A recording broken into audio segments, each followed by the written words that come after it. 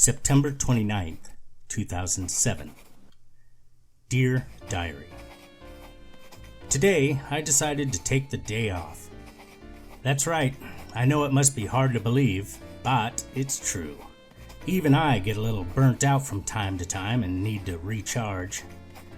Yes, it's true that I'm known as the hardest working man in show business, a moniker bestowed upon me by myself when James Brown passed away. And who can argue with that? I mean, look at the facts. I know firsthand about the grind. That is, the hustle that those of us in the industry have to take part in on a regular basis to put ourselves out there, to get our message and our names out there.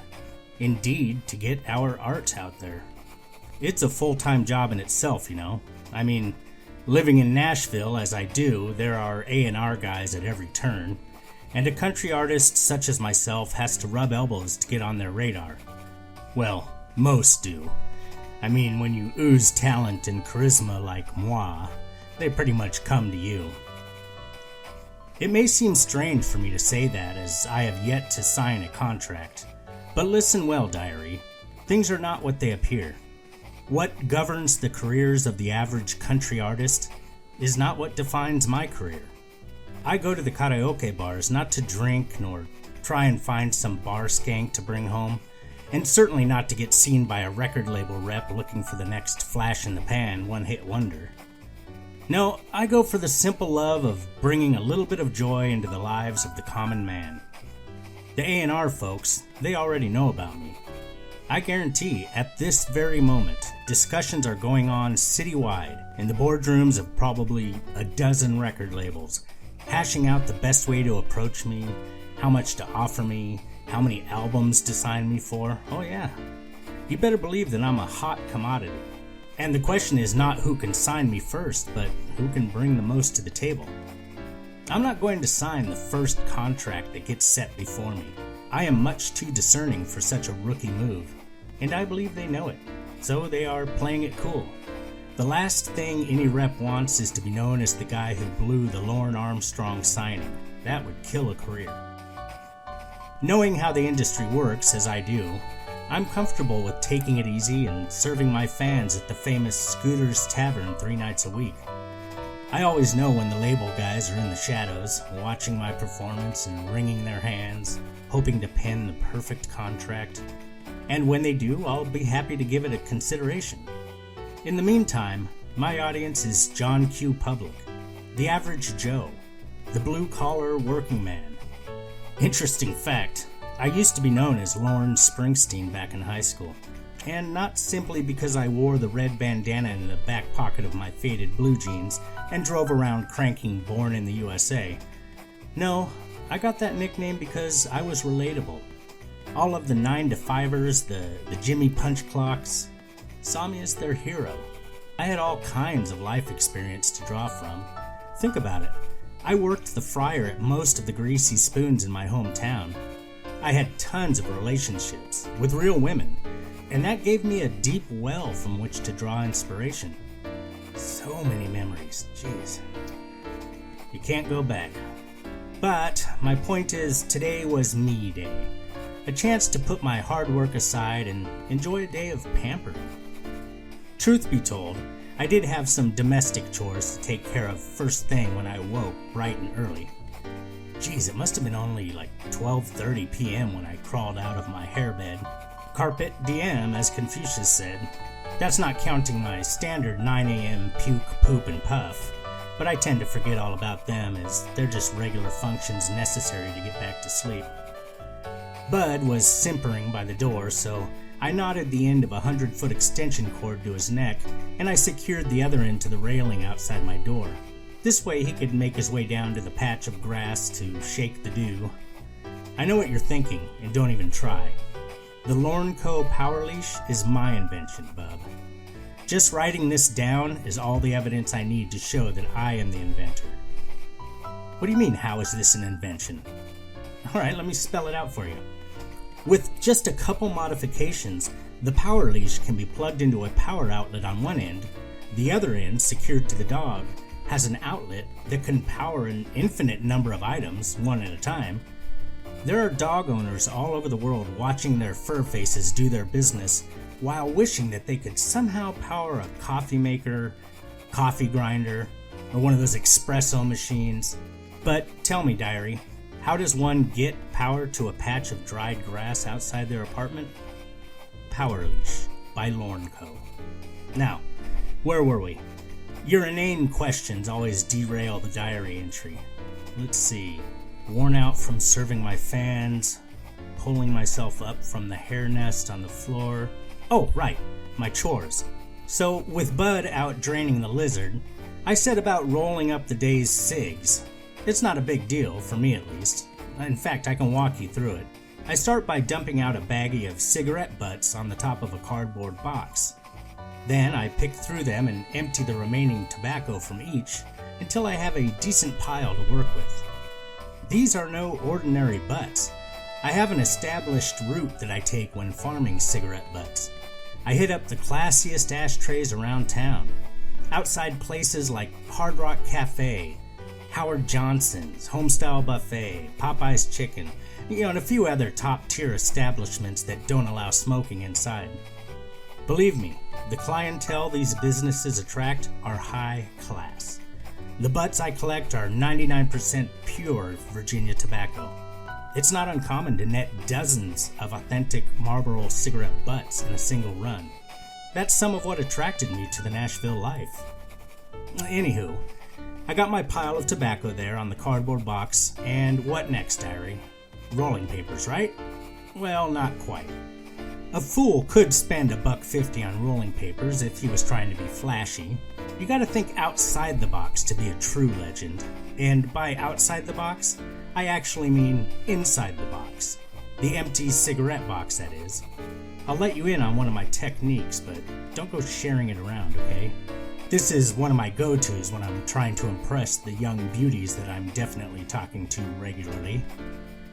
The foil lining in a cigarette pack is shiny, sure. However, if you can keep from being distracted, you will see that it is actually a thin layer of foil laminated to a thin layer of paper. By removing this 2-ply liner and slowly rolling it between one's thumb and forefinger, the foil can be skillfully separated and discarded, leaving a thin sheet of paper. From there, what I do is smooth the paper out to remove the creases.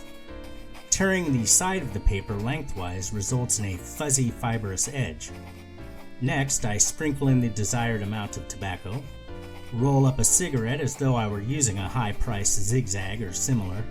Licking the fibers on the torn edge, I smooth it over the cylinder and let it dry. Voila! The saliva from my pasty mouth acts like a glue, and that, along with bumming smokes off of people, is how I've become completely self-sufficient with regard to my smoking hobby. The remaining task I had to tackle was a load of laundry.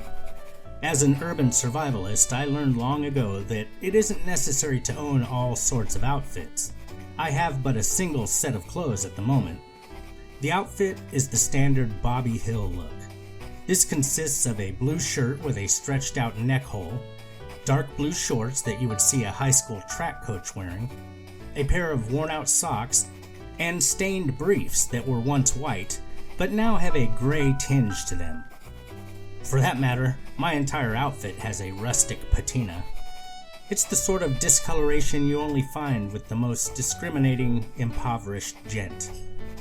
Using a technique learned from a long since forgotten genius, I cram the clothing into a rinsed out peanut butter jar, add hot water and a squirt of toothpaste. See, I knew that it would come in handy. Then I screw on the lid and shake it until the water becomes an opaque gray color. That's how you know the wash is finished. All that's left to do is wring out the articles in the sink and toss them into an already running dryer in the laundry room when nobody is looking. Some folks try and tell me I shouldn't be standing nude in the laundry room, but most politely leave until I'm finished. Those were the chores I had to complete before I could begin to enjoy my day of relaxation. Oh, Carl, one of the booze hounds I owe money to, he came by before I could get out of there. He demanded I pay up, so I assured him he had my word I would meet him at the bar later. Finally, at around 2:45, I sent Kayla the plans for the evening. I let her know I had stuff to do and she was going to have to deal with it. Then I put Bud in the bathroom and shut him in. He's a pretty good boy when I lock him in there. He tends to crap and piss only on the floor directly in front of the sink. Once outside, I took in a big breath of fresh air. This sent me into a coughing fit that lasted about 5 minutes. I think there must be something in the air, pollen or smog or something. I'm very sensitive to air quality. It's been like that my entire adult life. Even something as innocuous as chain smoking can set me off coughing. I suppose it could just be the weather. I don't know. Before bounding down the steps, I scooped up Jose's cigs and lighter that were sitting on the AC unit below their window. I would give them back to him later. It's one of the perks living in this complex. We're like a little commune, you know? Share and share alike. I decided to leave my truck at home today and enjoy a leisurely stroll about town. Not because the fuel tank was bone dry, which it is. Rather, I felt like taking it all in like a regular schmo. Not as the next big name on the country music scene, but simply as a common citizen. My first stop, the dumpster behind Little Caesars.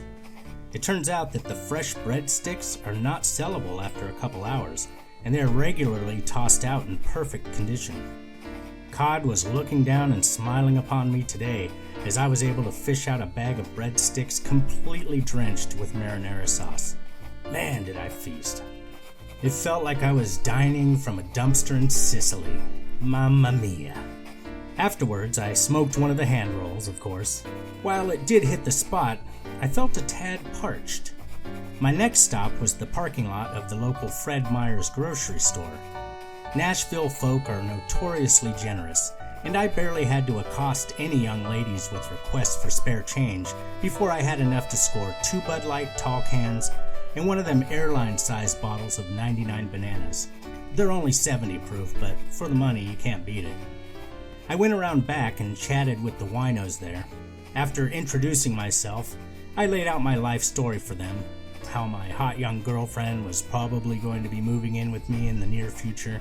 I sort of bragged how I had purchased my truck and moved to Nashville thanks to the couple back in Maine, my benefactors. The bums must have all realized how shitty their lives are by comparison because they dispersed fairly quickly. That is, all except for one that they call the Colonel. He's a legally blind old man who kept nodding off. I bummed a smoke off him, then another. By the time I was ready to hit him up for a third, he had nodded off again. Well, having seen which pocket he kept his smokes in, I fished them out as I knew he wouldn't mind.